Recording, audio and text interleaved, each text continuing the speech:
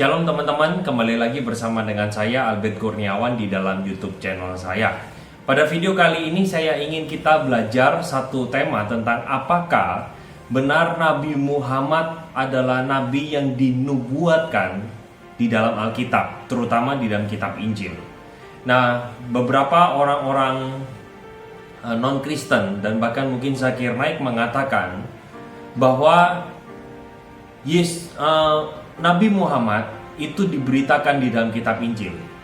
Mereka menggunakan salah satu ayat di dalam Alkitab, di dalam Yohanes 14 ayat yang ke-16 mengatakan, "Aku, yaitu Yesus, akan minta kepada Bapa dan Ia akan memberikan kepadamu seorang penolong yang lain supaya Ia menyertai kamu selama-lamanya."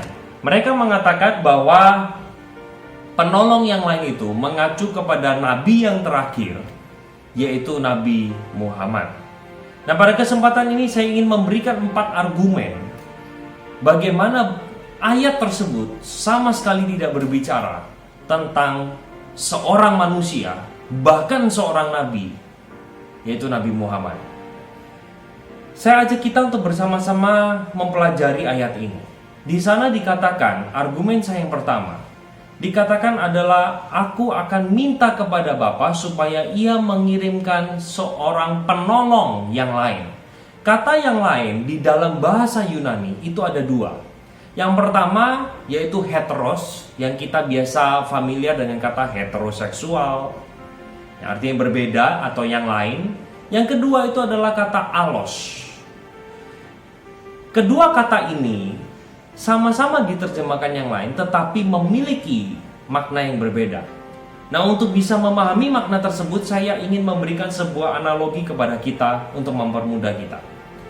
Katakanlah saya misalnya bertamu di sebuah rumah, yaitu rumah Pak Budi. Ketika saya mampir ke rumah Pak Budi, saya disuguhi dengan secangkir kopi panas. Nah, lalu saya katakan kepada Pak Budi, bolehkah saya minta minuman yang lain? Minuman yang lain yang saya pakai adalah minuman heteros. Maka nanti Pak Budi akan membawakan kepada saya entah itu sirup misalnya sirup jeruk, atau jus apel, atau teh. Intinya minuman yang bukan kopi. Itu kata heteros. Akan menjadi lain ketika saya katakan minuman yang lain, yaitu yang lain itu adalah allos. Maka akan dihidangkan kepada saya sama minumannya adalah kopi, tetapi mereknya berbeda. Di mana kopi yang pertama dengan kopi yang kedua itu mempunyai kualitas yang sama, tetapi berbeda merek. Nah, di dalam Alkitab, Injil Yohanes, kata penolong yang lain, kata yang lain di sana dipakai kata allos, bukan heteros. Yang artinya penolong itu dikomparasikan, dibandingkan dengan pribadi Yesus. Artinya ada sesosok pribadi yang akan hadir, yang disebut sebagai penolong yang lain itu, yang memiliki kesetaraan dengan Yesus, yang adalah Tuhan. Di mana konteks tersebut mengatakan itulah Allah Roh Kudus.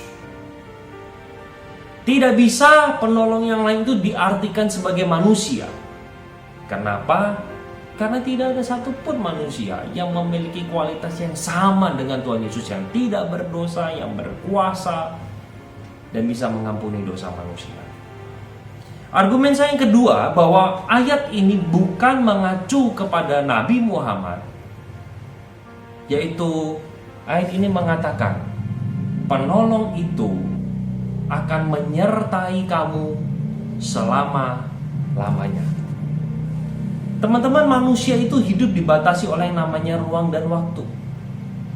Bagaimana mungkin kalau ada seorang pribadi itu bisa menemani kita, menyertai kita selama-lamanya? Yang bisa menyertai kita selama-lamanya itu haruslah sosok yang tidak boleh dibatasi oleh waktu. Tentu bagian ini tidak berbicara tentang manusia. Ini berbicara sosok daripada Tuhan.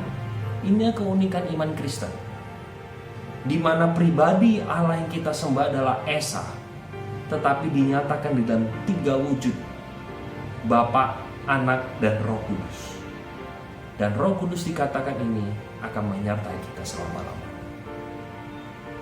Kita jangan mengerti Alkitab dengan cara comot-comot, tapi kita harus lihat konteksnya.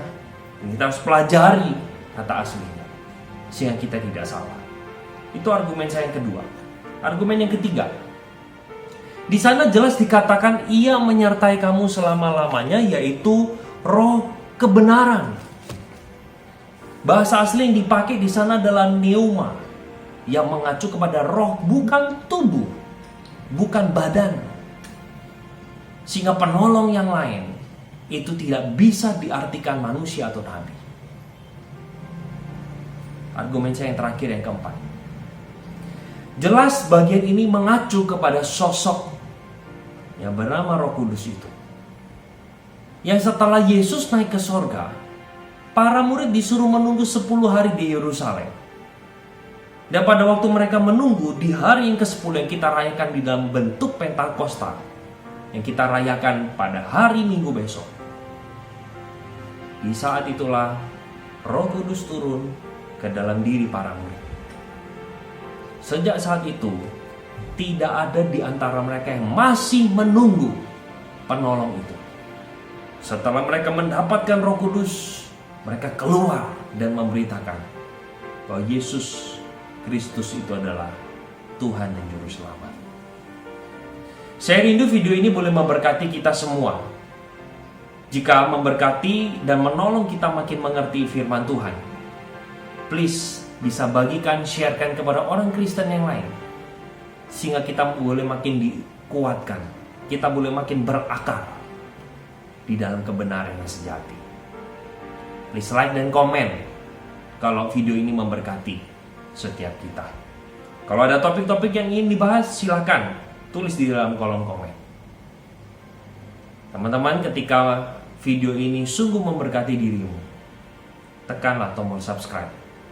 Dan di sana ada satu logo lonceng atau gear, teman-teman boleh nyalakan, sehingga teman-teman bisa terus mendapatkan notifikasi ketika ada update video saya di dalam channel saya. Setiap kali teman-teman menekan tombol subscribe, memberikan satu semangat positif untuk saya itu terus boleh berjumpa.